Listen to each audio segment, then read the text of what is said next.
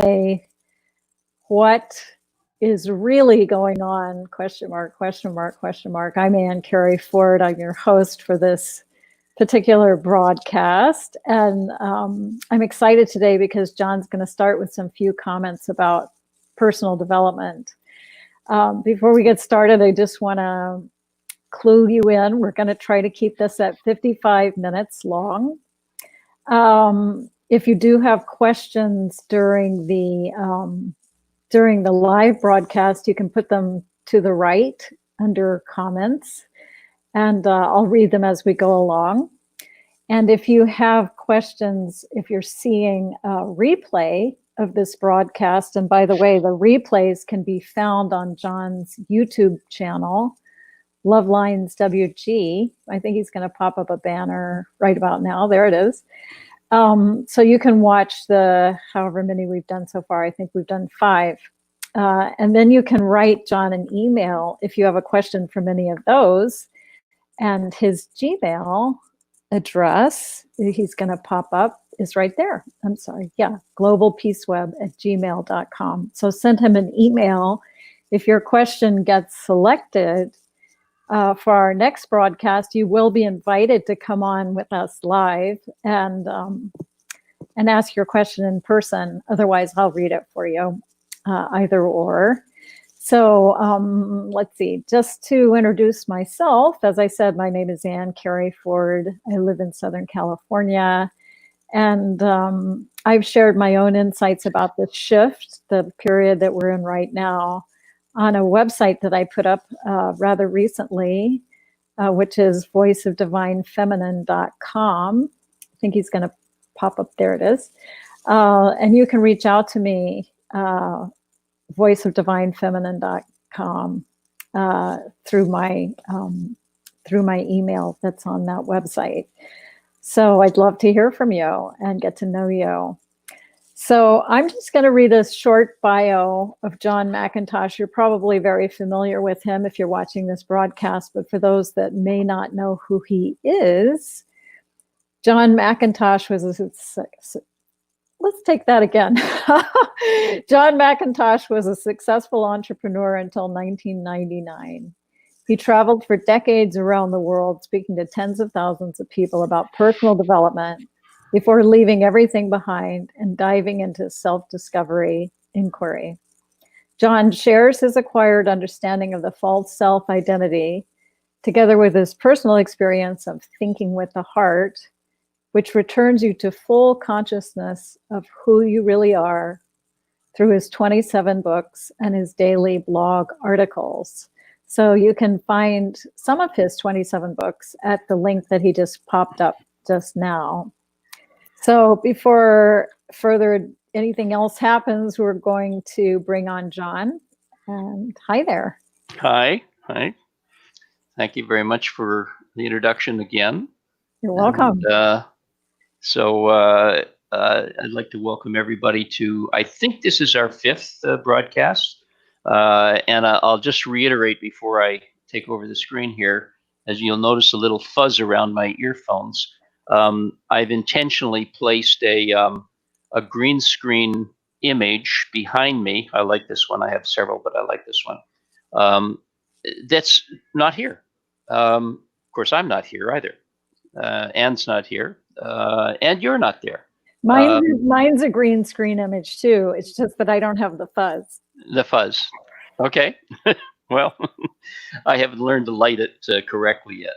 And it's actually to emphasize the fact that we are living in a dream. And the only difference between some and others is they don't know it. Basically, most don't know it. They may believe it, but they still are experiencing the dream from the standpoint of suffering. So I'm just going to, if I can figure out how to do this. There we go. This is only the 5th week and I'm still figuring this out.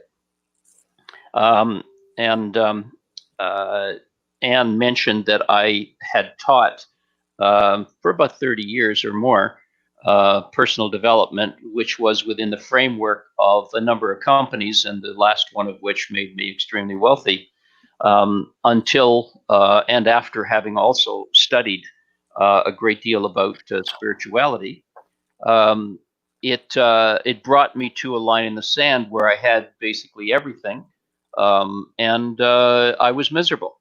So I just want to touch on this because this dovetails with or combines with what I've been talking about as a preamble to each of these Q&As for the last 4 weeks and now today, about this idea of personal development.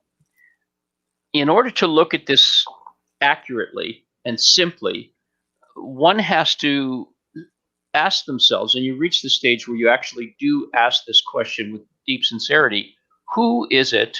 Who is this self that you're improving? Hopefully improving. Who is this self that's being improved?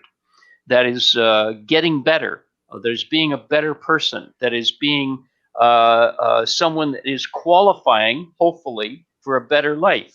That is hopefully one day ascending to their so-called higher self. So who is this? Well, this is an entity, which I call the false self. Others call it the ego, but that has so many connotations that it can be very confusing. False self is just, it's not real. This is the false self, which is made up of conditioning, attachments, expectations, identifications tied to memory and imagination, makes up the false self, which we meaning most of humanity, calls a person, me, my identity, who I am. And it's this entity which seems to have a lot of flaws that need to be somehow corrected, eliminated, or to in general, improve this entity. So what's happening is this very, very large group of people now, hundreds of millions of people, are in some way involved in self-improvement. And what they're doing is trying to make something which doesn't exist better. The main reason for making it better is to have a better quality of life in what is a dream. The world, the universe, is a dream. And so the reason for what they're doing, and this includes spiritual people, who is the vast majority, are trying to use spirituality to make their 3D dream life more comfortable, better, a better quality, less pain, less suffering, more enjoyment, more relaxation, more peace, these kinds of things you hear all the time. This industry is enormous. It may be directly and indirectly the largest industry in the world, has tentacles everywhere.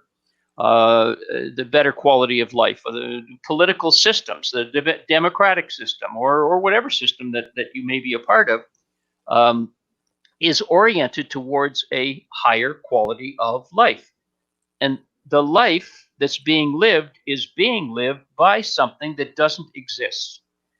This is so firmly entrenched in the consciousness of the vast majority of the population of the planet that it seems irrefutable.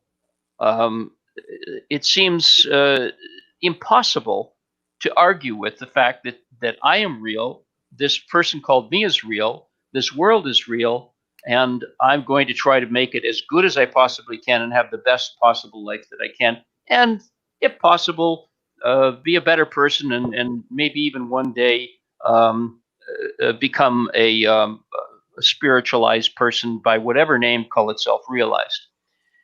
This is the predominant belief system that exists on the planet.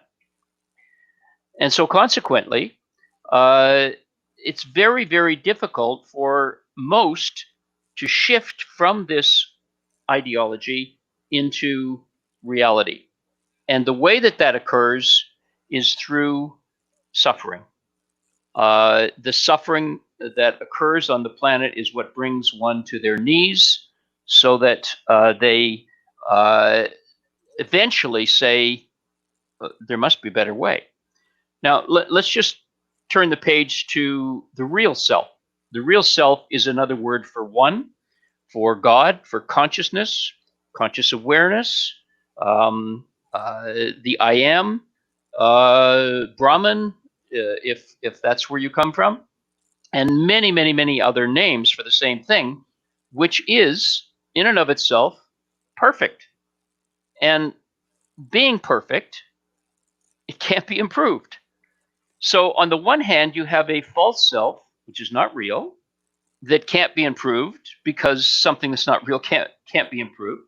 And you have a real self, capital letters if you like, that can't be improved because it's perfect. So the whole idea of self-improvement is an illusion. What is not an illusion is to clear the conditioning, the belief system that clouds the sun, another name for the self, from your awareness. And that, in essence, is basically why I'm talking to you, why I write, and why I speak. It's to point to who you're not, who you are not. And you are not the false self. You're not a person per se. You're not a human being. You are God. So, having said that, let's get back to Anne and start with our first question. Okay, the first question is actually not a question, it's a comment. And it's from Anonymous. And Anonymous says, "Nothing new!" exclamation point. Okay, so that means nothing new with regard to what's being presented on our broadcast, yeah. Basically, to put a point to it. Okay, and of course I was aware of this question before and asked Anne to ask it first. It seems very simple, but this is enormously important, because the false self is constantly looking for a new angle, a new way, a new bit of information that will bring them closer to the truth, a new slant. I very often am asked, "What's your take on this?" And of course, the self has no opinions, no perspectives on anything. It's essentially empty. It's nothingness. And then when it's required to provide, let's say, an answer to something, then the answer just comes. It just knows in the moment. But there is no conditioning surrounding the self, the true self, and so consequently it's not possible for it to have an opinion. It doesn't live in the past where opinions live. So this question of nothing new is absolutely correct. I have been saying for about 5 years now, pretty much every day I post, answer questions when I'm asked, the exact same thing over and over and over again in hopefully hundreds of different ways, but it's exactly the same thing, and that is, you are God. Another word for you are one. And one is not divisible. One is not within a universe. The universe is within one. And so what I have done is to point to what is hiding this truth. But I'm basically saying the same thing that every so-called realized free person, which is not a person, has been saying, master, guru, whatever you want to call them, for centuries, for thousands of years throughout the dream history. I've been saying the same thing over and over again. You are God. You just forgot. Wake up. That's what the message is. It's always been that. Millions of books have been written about this, many of them tainted by being rewritten and translated over and over again. But the purity of them, the essence of them is very simple. They all say the same thing. You are God. You forgot. Wake up. That's it. So I think that's a very, very important statement that's been made, and we've turned it into a kind of an answer to a question. Very good. The next question is from Jenny. Jenny says, right now, I cannot even talk or communicate with any of the people I know about this subject, as they would all think I'm crazy. No one gets it even a tiny bit, even though many like or love my posts that point toward truth. Everyone I know just wants to talk about current events and get lost in that stuff. I have a hard time talking to my best friend of over 40 years. She has helped me through so much drama and trauma of my previous life, and I love her to pieces, but her idea of spirituality is going to her congregational church. As happy and joyful as I am on this new pathless path, I also feel like I'm on an island by myself. How many listening to this, either live or later in recorded form, can identify with that exact scenario, that exact feeling? If I can paint a picture of, let's say, the entire population of the planet climbing a mountain, and they start with everyone else on the planet, and many of them are into this self-improvement, self-development. They may not even know they are. They're just trying to make their life better. And as they get higher and higher, they kind of break out into groups. You could call them coffee clutches. You could call them mutual admiration societies. You could even call them a gang of thieves that are talking the same language. It doesn't matter. They're resonating in some way towards trying to make their life a little bit better. And as you get higher and higher, many of these people start to fall away because your ideologies, your ideals start to become somewhat altruistic. You start to think about other so-called people. There are no others, but it seems like there are, and they may be suffering, or maybe they're suffering much like you or more than you, and you want to reach out and help them. And so there's a thinning of the herd as you get higher and higher climbing this mountain. And it's also very interesting that the climbing very often is a circular climbing rather than straight up the side. It's around and around, and you very often end up seeing the same challenges occur over and over again as you circle the mountain. This is why a lot of people say, gee, I thought I got rid of this. And here it is again. No, it isn't. It's another layer of the same thing that you have been thinning out, same conditioning that has been thinning out. So what happens then, let me just make a little adjustment here. What happens then is the crowd now becomes small groups. And you could call these religions. You could call them spiritual factions, belief systems, etc. As you get higher and higher. And what also happens is the air gets thinner. So you could say that it becomes more uncomfortable to climb higher. And that discomfort is as a result of the mirror of who you are not becoming clearer and clearer as you get higher. The air gets thinner, the mirror gets clearer, and who you're not becomes more obvious. This is very uncomfortable. And a lot of people stop there. And they may stop there for several lifetimes. Remember, these lifetimes are also dreams. The life you're having now is a dream, and reincarnation, all your previous lives, they're all dreams as well. But within the dream, it all seems very real. So there's a sabbatical happening at certain levels, and you could stay there for a very long time. Then, from this group, becomes fewer and fewer people that choose to go higher. And there are resting points all the way up to the so-called top, where finally you let go of the idea of being a person, you let go of the idea of any kind of identity, and you remember who you are. So at the top, or very close to the top, it can feel like you are totally isolated, because there are very, very few, at least at this point in this dream that we're in, very, very few who have made what I call the no matter what choice to be free. Very, very few.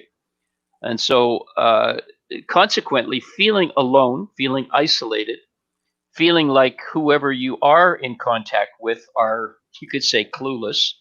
They're not. They're just unaware at the so-called level of consciousness that they're at. They're unaware of what you're aware of. You see things a little bit more clearly. You see that the dream is a dream. You see that who you've pretended to be is not real. And very few people are ready to look at that as a priority. They may look at it periodically, they may have moments, but to stay vigilant to this one focus, and that is, I choose this was my language to myself when I was doing it.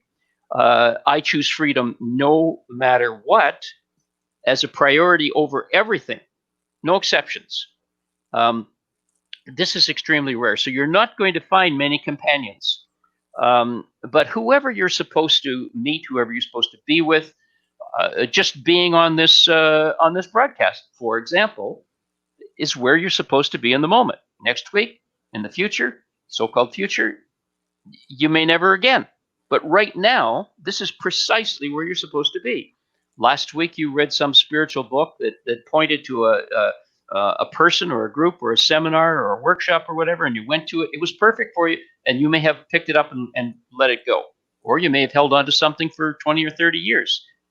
But to find people, so-called people, that are ready to go the distance, no matter what, and go the distance means the loss of identity means death of identity, death while you're still alive. The body's still there, but the person isn't any longer. You see my name, John McIntosh, on this screen here. That person doesn't exist any longer, other than in the dream. Only the self is here. I'm the self talking to itself in those that are listening at whatever level of commitment, vigilance, that it's at in the body that you're wearing. There is only the self talking to itself. So you can expect, I should say, that being mostly alone while you're on this, what I call the pathless path, because you never went anywhere, is normal.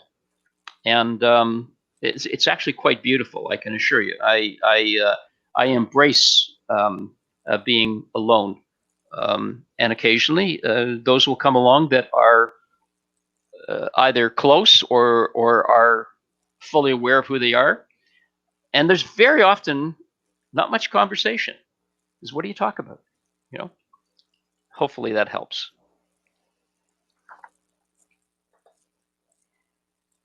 Okay, the next question is from Dolores, who says, if everything is predestined and free will an illusion, why is the choice to wake up from suffering and conditioning not included in that as well? Yeah. This is a totally normal, logical, you could say, question to ask. If your entire life, and Ramana said every breath that you take, every single moment, turning your head this way instead of that way, every single moment in the dream is predestined because of the conditioning that you came in with, was the architectural plans that designed this particular lifetime. However, once again, the conditioning is what manifested really, the illusion of an individual person. And this belief is the strongest belief that exists on the planet currently and into the past, the dream past. In order to shake this belief system apart, as the world is being shaken right now with regard to beliefs about how even the dream has functioned, is something I've talked about in the preamble the last 4 weeks. In order for that shaking to occur, somehow you meaning anyone, has to be pulled away from this deeply entrenched belief that you're a person, that you're an individual. And the most significant way to do that is through suffering. So the conditioning in and of itself manifests the illusion of a person, but it also, as a result, emphasizes, accentuates the belief in separation. And separation always is in conflict with itself because of the opposites that are generated from the very concept of separation. You have to have opposites, night, day, Good, bad, black, white, up, down, day, night, male, female. All of these things are illusions created out of the belief in separation.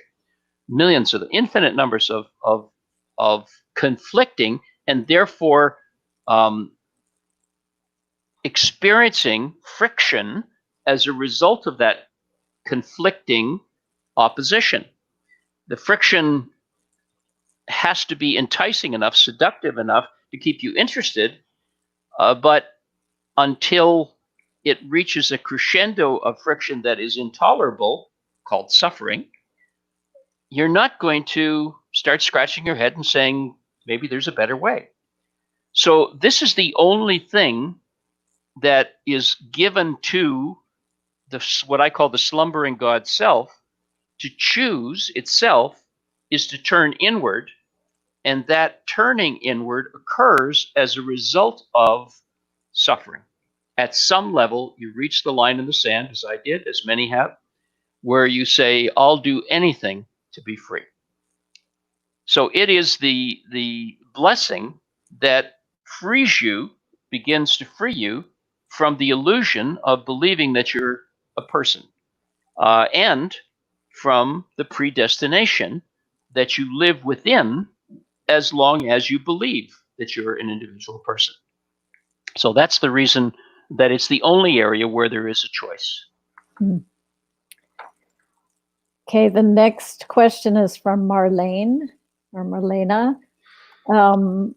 She asks, if everything is, this is sort of goes along with the last question, if everything is predestined in my life, who writes the script? Self?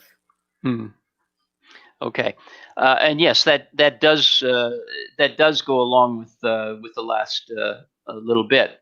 The sculpting, the architecture, the designer of your life and every moment in your life and every circumstance in your life is the conditioning itself. Now, let's just talk about inspiration as it relates to this. When someone is inspired to do something, maybe change their mind about something, maybe elevate their life into something better, get a university degree to go out and do something, be something, make something of themselves. You hear this kind of language all the time. Even that inspiration is predestined. And what you will so-called do with the inspiration, such as go to university, get a part-time job to pay for your education, not that that probably would do it anymore, but let's say somehow you do something to pay for your education. And then to take that degree and take it into, let's say, a law firm or a hospital or an architectural firm or a construction firm or whatever it happens to be, that you take your education, your degree or degrees into, all of that, every single bit of it is predestined, all of it. It seems like it's an individual choice that you made. You know, I'm a self-made person. You'll hear this kind of talk. Well, it's true. You're self-made in terms of being manifested. This false self is manifested out of your conditioning. So in that regard, yes.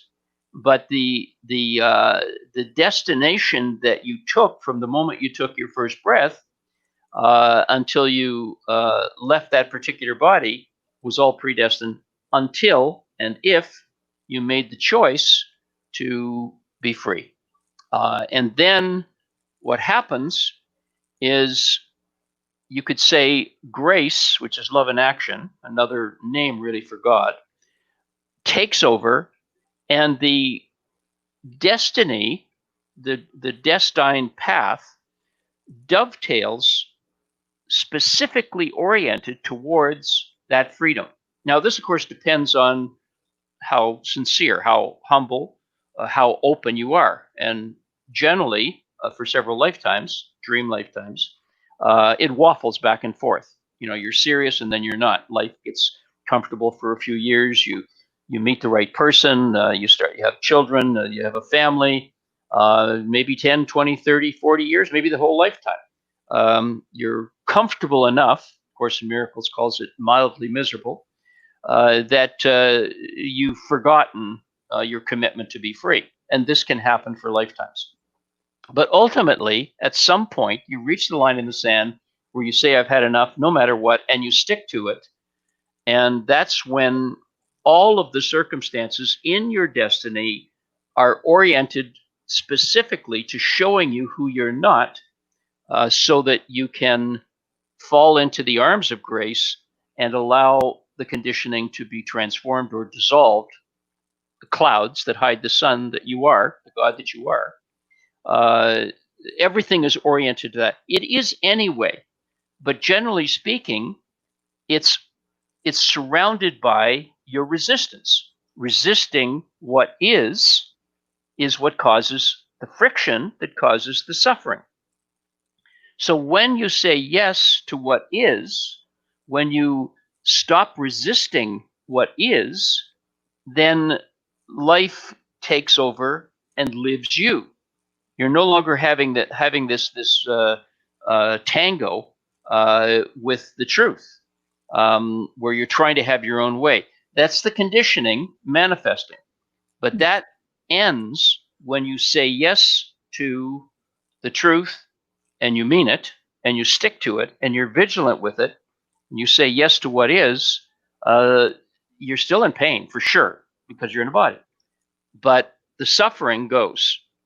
It may seem like suffering, but when you stop resisting, the suffering goes, and that's what happens with that choice. So that's kind of an extrapolation of what we were already talking about, but it's good to flesh it out a little more. I'm going to interject. One of our participants on this live broadcast, Layla, wants to know, when did this conditioning start? Okay. If we look at the beginning, this is one version of the story, that the absolute awareness, it's actually before the self, but we don't talk about that. We talk about the self. It's unknowable, and you've heard this. The unknowable is the absolute. When the absolute chose to know itself, in order for it to know itself, because there was nothing to look at, being one, you can't see your eyes. I mean, you could look in a mirror, but that's not your eyes. That's a reflection of your eyes. You can't see your eyes. You can even, in some cases, you could see your eyelash, but you can't see your eyes. So using that metaphor, the absolute, in order to know itself, had to manifest the illusion of separation in order for creation to occur. You can't have creation without a from here to there scenario. It takes me 5 minutes to walk from one end of the house to the other, or 15 minutes to walk from my house to the shopping plaza. In order for time and space to occur, which then allows the opportunity of manifestation to occur, from here to there phenomena, you have to have the idea of separation. How could you not? It's not possible to have the idea of oneness and separation being one until you are fully conscious of the fact that it's an illusion. At that moment, this awareness was aware that it was an illusion. But in order to fully experience it, fully savor it, fully taste it, it went into unconsciousness, which the Bible calls the fall of man. It's actually the fall of consciousness, the fall of conscious awareness of the illusion of the universe and everything that's in it. So that's when separation manifested the entity of the false self. They call it 7 days of creation in the Bible, but it's eons. Still, eons of dream time occurred in order for awareness to fully become unaware of itself, capital letters, the absolute. And that manifestation then, in the process, dream process of becoming unconscious had to experience itself in layer after layer after layer of separation. For example, let's say, and I'll just make this up, you take a caveman, a cave people, fighting to just stay alive. And in that scenario, what happened to them? They met with all kinds of fearful things. And so the energy, which is an illusion of fear, because the self fears nothing. It has a survival instinct for the body, but this is not the same as fear. Fear then manifested. You could call that the seed that became the root of conditioning that emanated from the original belief in separation. So you have separation, you have fear, and then you have the manifestation of conditioning. Conditioning, once again, is what you expect, expectations, what you identify with. You know, I'm a doctor, I'm a lawyer, I'm a plumber, I'm a male, I'm a female, I'm sick, I'm healthy, you know, name it. Thousands and thousands of identifications that people have, 2 or 3 that are predominant. And I'm attached to things. I'm attached to my dog. I'm attached to my car. I'm attached to my culture, my cultural belief. Name it. More, thousands and thousands of things. And then this is tied to your memory, which is the past, and your imagination, which is the future. This is your conditioning. And this all emanated from separation, fear, and then conditioning. And this manifested the false self, which then became the person that most people believe is who they really are. So it began with awareness, or the absolute, wanting to know itself, but really didn't manifest until it became unaware of itself as the manifester of the belief in separation, because it knew it was a dream until then. However long that took in dream time, dream clock time, one doesn't know. It's just a dream. But let's say that it was real, eons of time, so-called clock time, in order for the belief in separation to bring the awareness of the absolute, of one, into the total belief in separation. So that's sort of when it began, once again, in a dream. Okay, the next question is from Trisha, who says, if we are quote unquote nothing, no thought, no judgment, no identity, nothing, then what? Wake up and sit all day? Yes, well, this is a question that you get frequently. Why? The false self always wants to know how. It wants to know why. It wants to know what. It wants to know where. I mean, you see this in literature: how, when, where, what, why. I probably missed one. And it's because of the need for the feeling of security. I want to feel secure that I know what's coming. And in this case, when you're talking about the false self asking a question about, well, gee, I wake up and then what? This is feeling like, well, do I really want to give up what I've got, as questionable it may be as a desirable way to live, for something that's completely unknown? What am I going to be? Blank? I'm going to do nothing? So the first question to ask is, who is it that would be doing something? This is the big question that is part of self-inquiry, which makes it the single most direct route, along with surrender, to the freedom of who you really are. When you start asking, who is it that's asking this question, more importantly than the question, now you're really, really getting close to the exposure of what's not real, the false self. And in asking, who am I? Who is it that's asking this question? Well, me.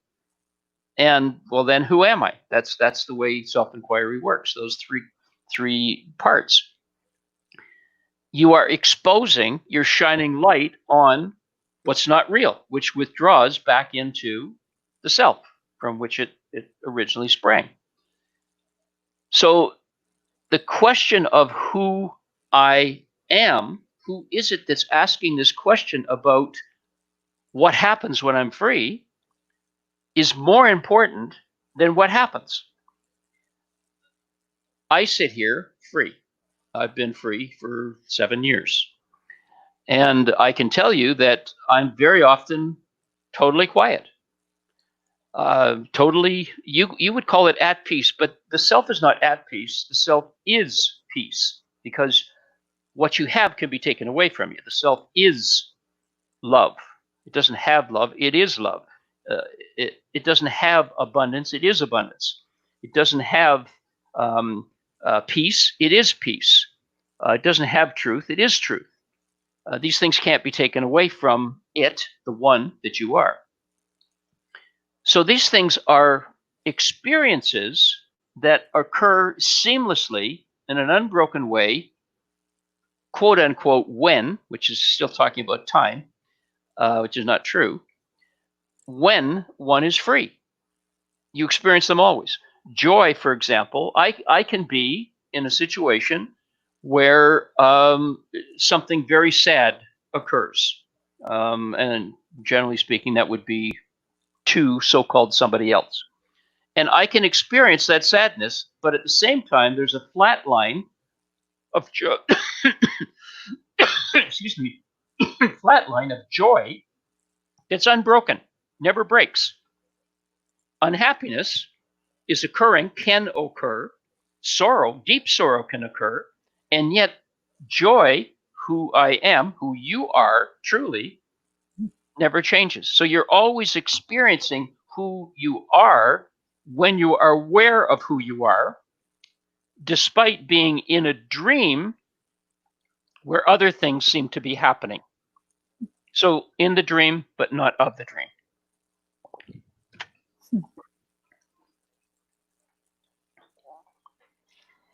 Okay, the next question is from Cynthia, who thanks you for your love and support, John. And she says, I've been immersing myself in the practice for the past week. At first, there was a sense of euphoria. Lately, however, I'm feeling lost and ungrounded at the dream within a dream within a dream. Any suggestions? Well, I think I mentioned before, and I mention this all the time, that when your belief system in being a person, in the world being real, the universe being real, is fully entrenched in your moment-to-moment experience, shaking that belief is necessary in order to leave space, to leave you empty, so the truth can flood in. Macrocosmically, or actually it's microcosmically, but macrocosmically on the planet right now, humanity is being shaken in an increasing way, that the way they thought the world worked is not the way it really is. This is what I have referred to several times now as the little awakening, where you recognize that the life you've been living, much of it has been a lie. This is not true awakening, but it's an awakening that shows that there's been a lot of manipulation going on. So macrocosmically, when you make the choice to be free, you are going to be shaken like a rag doll. And that shaking can leave you many, many moments of euphoria, I believe is what you mentioned, where you just feel, oh, God, that feels great to let go of this belief, because the single belief in separation is made up of thousands and thousands of threads of little beliefs that make up the one big belief in separation. So this feeling of being torn, of being ungrounded, is very, very normal and will not go away, I can assure you, until you are free. You'll have moments, you'll have vignettes of beauty, of peace, of euphoria, of bliss. You hear this all the time. But bliss is not the ultimate. This is intermittent. You can go into a long meditation for hours, or have some breathing experience for hours, where you're in total bliss. But when you come out of it, you're back in the dream. This is why self-inquiry is the route home. There is no coming back. Once you go through self-inquiry, you're free.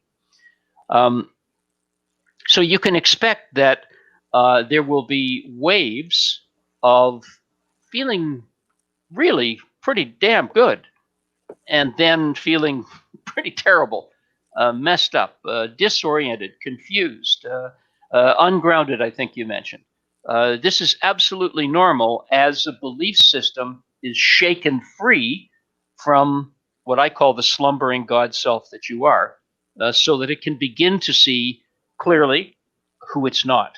And then ultimately, as the clouds disperse, to see that it is God, it is the self, it is one, and it has never not been the self.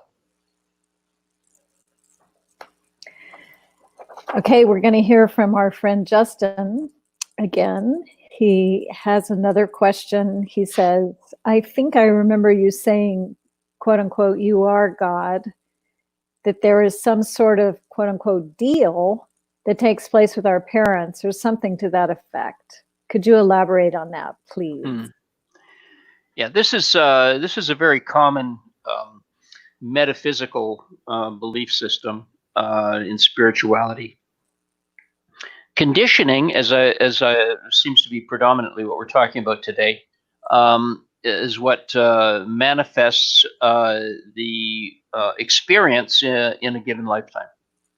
And when you come into several lifetimes, remember these are all dreams, you very often meet the same quote unquote people. There are no others, but let's just say that for the sake of discussion, that as the light shines through the prism of oneness and separates into many, many beams, these beams ultimately believe they are people, individual people.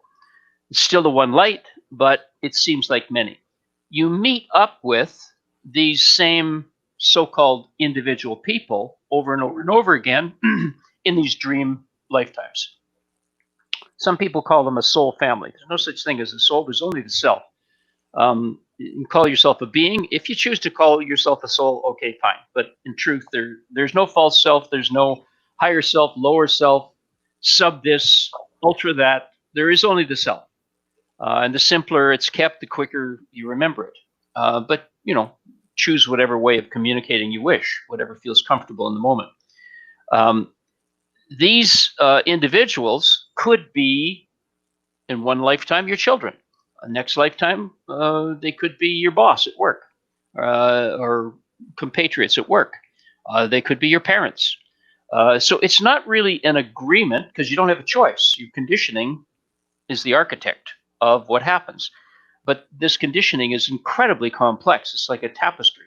And so all these threads ultimately come together in perfect resonance, perfect harmony within the lifetime, dream lifetime that you're experiencing in order to orchestrate the most direct route home to who you really are. And that direct route is usually full of detours in your conditioning, but all of them have with them the opportunity of bringing you to sufficient suffering to make the choice to be free. Every lifetime has this possibility. Very often the choice is made to be bitter, to be angry, to resist, to rebel. And this, of course, creates more conditioning and brings you back again and again and again, until finally you say, I've had enough. I choose truth. I choose love. I choose life. I choose to be free. Whatever language you use, and you stick to it and you're vigilant with it, then things change. I was the black sheep in my family. And others that I know, like myself, they were also the black sheep in their family. They chose not to follow the cultural and family tradition or trend, they chose to listen to what you might call the still small voice, which is basically just the self, that generally is not paid much attention to. People call it the intuition, which is very much a feminine thing for a long time, only because they were listening. But it's the self talking to itself and being listened to periodically. But ultimately, when you listen only to it, to this still small voice, to this intuitive, what I call intuition being a telephone line to God, then everything that you receive is in total resonance with freedom. And so every family scenario is an opportunity to work out the conditioning, work with the conditioning that has been established in each of those individuals, which are not individuals, but rays of the sun being split, that believe they're individuals. The conditioning of each one blends perfectly, even though it may be a highly dysfunctional looking family. It's actually in perfect resonance with the conditioning of each of the players on that particular stage of dreams, and invariably brings you to opportunities. And of course, the more suffering there is, the more dysfunctional it is very often, the more suffering there is, the better opportunity there is for you to make this choice to be free for real and stick to it. So it seems like there's an agreement, but really there isn't. It's always orchestrated by the conditioning, and it's always oriented towards your ultimate freedom. Invariably, that's going to happen.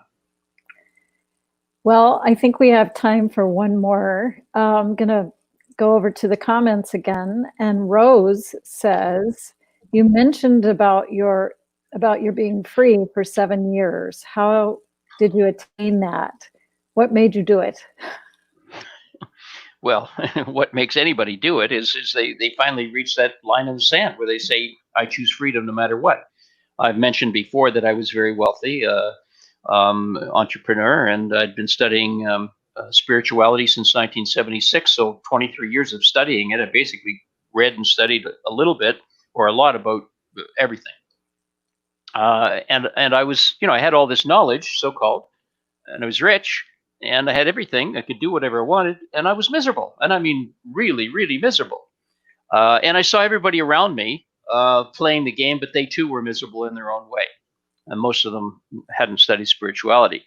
But they were, playing the game, and the game was phony.